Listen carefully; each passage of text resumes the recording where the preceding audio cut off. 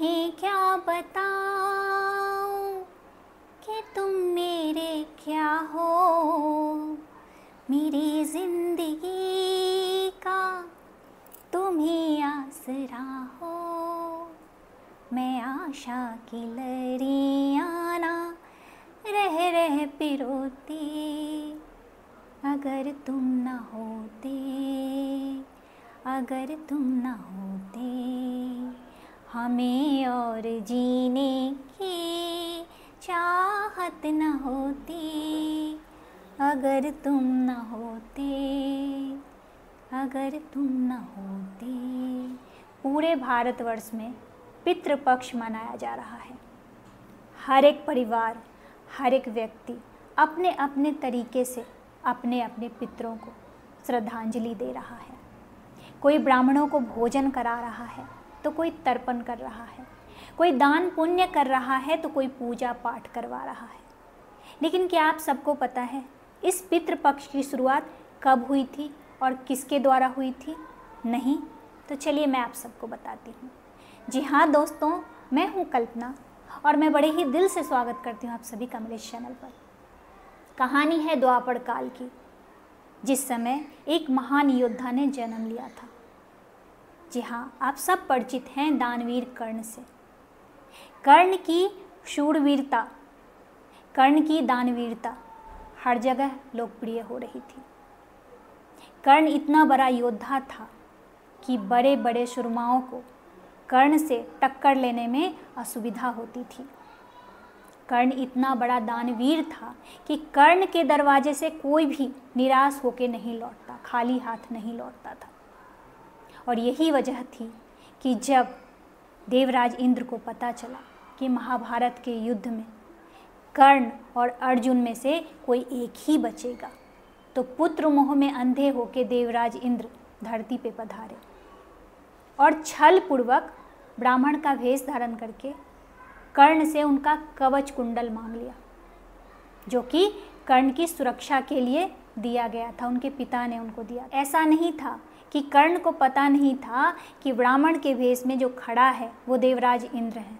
कर्ण सब जानते थे, लेकिन फिर भी हंसते हुए उदारता पूर्वक उन्होंने देवराज इंद्र को अपना कवच कुंडल दे दिया। लोगों ने बड़े ही आसानी से ये कह दिया कि कर्ण ने गलत का साथ दिया था। हाँ, कर्ण ने गलत का साथ दिया था, लेकिन इसकी वजह ये थी कि जब पूरी दुनिया ने इतने बड़े दानवीर को, इतने बड़े योद्धा को ठुकराया ये कह के कि वो एक सूत पुत्र है, तब दुर्योधन ने उसका हाथ थामा था। तो कर्ण ने अपनी वफादारी अंत काल तक दिखाई। वो एक महावीर योद्धा और एक दानवीर होने के साथ साथ एक वफादार दोस्त भी था। क्या कर्ण नहीं जानता था जिस पक्ष में पांचों सत्यवादी पांडव हैं उस पक्ष की विजय निश्चित है? क्या कर्ण नहीं जानता था कि जिस पक्ष में अर्जुन जैसा महान धनुर्धारी है उस पक्ष का विजय निश्चित है? क्या कर्ण नहीं जानता था जिस पक्ष में स्वयं वासुदेव हैं उस पक्ष की विजय निश्चित है? कर्ण जानता था। कर्ण ये भी जानता था कि दुर्योधन गलत है और वो गलत के साथ लड़ाई लड़ रहा है, लेकिन फिर भी कर्ण दुर्योधन के पक्ष में खड़ा रहा। और ये इसी बात को दर्शाता है कि कर्ण एक वफादार दोस्त भी था। कर्ण की महानता यहीं ख़त्म नहीं हुई। जब कर्ण की मृत्यु हुई तो साक्षात वासुदेव ने उनकी अंत्येष्टि की थी। तो जब कर्ण की मृत्यु हुई तो साक्षात सूर्यदेव और इंद्रदेव धरती पे पधारे। सूर्यदेव तो कर्ण के पिता थे, इसीलिए भाव विभोर होकर वो धरती पे आए थे। लेकिन इंद्रदेव भी कर्ण के दानवीरता और शूरवीरता से बहुत प्रभावित थे और भाव विभोर होकर वो भी धरती पे आ गए। और जैसे ही यमराज आए तो देवराज इंद्र ने यमराज से कहा, यमराज कर्ण को स्वर्ग ले चलिए, इनके लिए स्वर्ग में विशेष स्थान बनाया गया है। यमराज ने कहा, आप ठीक कह रहे हैं देवराज, कर्ण स्वर्ग के ही भागी हैं। और यमराज कर्ण को लेकर स्वर्ग पहुँचे। कर्ण को जब स्वर्ग में उनका कमरा दिखाया गया, उनका महल दिखाया गया, तो कर्ण की आंखें फटी की फटी रह गईं।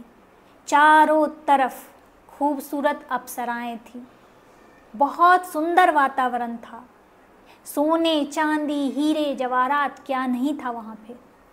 लेकिन कर्ण ने जब देखा वहाँ अनाज का एक दाना नहीं है, पानी की एक बूंद नहीं है, तो कर्ण घबरा गए कि इतने बड़े स्वर्ग में, इतने आलीशान जगह पे अन्न नहीं है, पानी नहीं है, ये कैसे संभव है। वो देवराज इंद्र के पास पहुँचे और कहने लगे, देवराज इंद्र, आपने मेरे लिए बहुत ही सुंदर व्यवस्था की है, मैं बहुत प्रसन्न हूँ, लेकिन ये क्या, इतने बड़े स्वर्ग में अन्न पानी का दर्शन नहीं हुआ मुझे अब तक। इंद्र ने कहा, कर्ण, आप बहुत बड़े योद्धा थे, आप बहुत बड़े दानवीर, आप याद कीजिए, आपने अपने जीवन काल में कभी भी अन्न पानी दान नहीं किया था। यहाँ जो भी वैभव आप देख रहे हैं, ये सब आपका दान किया हुआ है, हमने आपको कुछ नहीं दिया है। लेकिन आपने अन्न पानी दान ही नहीं किया, तो इसीलिए यहाँ पे अन्न पानी की व्यवस्था नहीं है।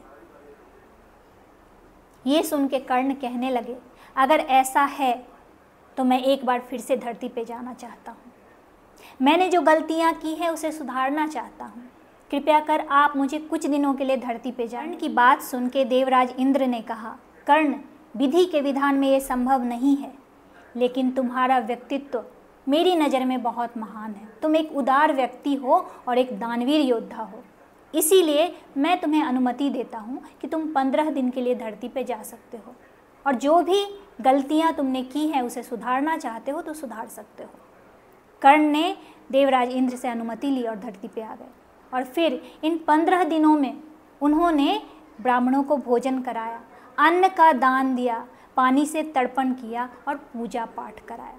और जब वो धरती से स्वर्ग की ओर लौट रहे थे तो उन्होंने धरतीवासियों से कहा कि आने वाले वर्षों में जो कोई भी मनुष्य इन 15 दिनों में अपने अपने पितरों के नाम दान पुण्य करेगा, ब्राह्मणों को भोजन कराएगा, जल से तर्पण करेगा और पूजा पाठ कराएगा, ये सब साक्षात उनके पितरों तक पहुंच पाएगा। और इतना ही नहीं, इस दान का असर बाकी सारे दानों से बड़ा होगा।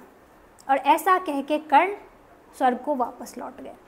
कहते हैं तभी से इस पितृपक्ष की शुरुआत हुई थी, और जो कोई भी मनुष्य इन 15 दिनों में अपने पितरों के नाम कुछ भी दान करता है तो वो साक्षात उनके पितरों तक पहुंचता है, और यही नहीं, उस मनुष्य का स्वर्ग जाने का रास्ता भी खोल देता है। कैसी लगी आप लोगों को ये कहानी? अगर कहानी अच्छी लगी हो तो अपने फैमिली और फ्रेंड में शेयर कर दीजिए। वीडियो अच्छा लगा हो तो इसे एक लाइक कर दीजिए, इससे मुझे इंस्पिरेशन मिलता है। और मेरे यूट्यूब परिवार का हिस्सा बनने के लिए मेरे चैनल को सब्सक्राइब कर लीजिए, और कमेंट में सत्यमेव जयते लिखना बिल्कुल से मत भूलिए। चलिए अब आप सबसे विदा ले, जय हिंद, take care, bye bye, thanks for watching.